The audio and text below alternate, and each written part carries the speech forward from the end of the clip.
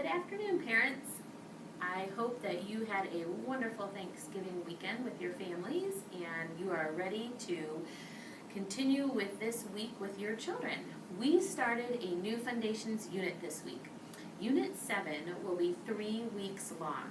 And in Unit 7, we are focusing on some new glued sounds. We have 8 glued sounds, and if you look at this poster, you will see them. This week, we are focusing on the glued sounds that end in NG. And those glued sounds are ang, ing, ong, and Next week, we will work on the glued sounds ank, ink, onk, and unk. We also have quite a few trick words to learn, and this week our trick word focus is on why, try, my, and buy. Today we talked about those trick words, and I told the children the importance of realizing that the Y makes an I sound, and then we're just putting different letters in front of I to make those trick words. With our glued sounds, remember when we mark glued words, we want to box all the letters that make up that glued sound. So in words that end in ang, ing, ong, and unk, the children will make a box around those letters.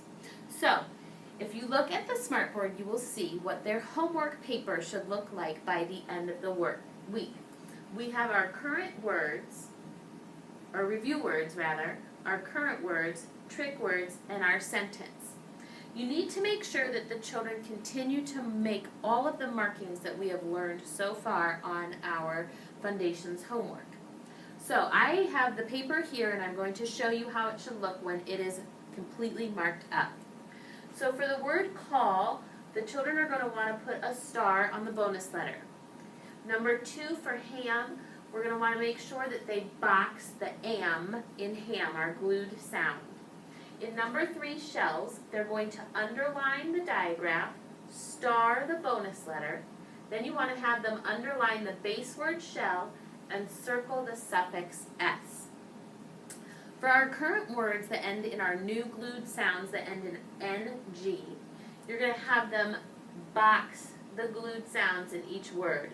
So they're going to box ang in bang, ing in ring, and ung in lung. It's important to remember that we do not want the children to mark any trick words. So for example, in Y, we have the diagraph that we learned, WH, but because it is a trick word, we do not mark that diagraph for our trick words. And finally, we have our sentence. Josh sang a song.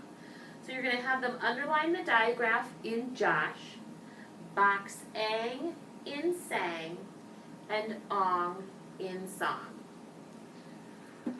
So when they turn their paper in on Friday, this is what it should look like.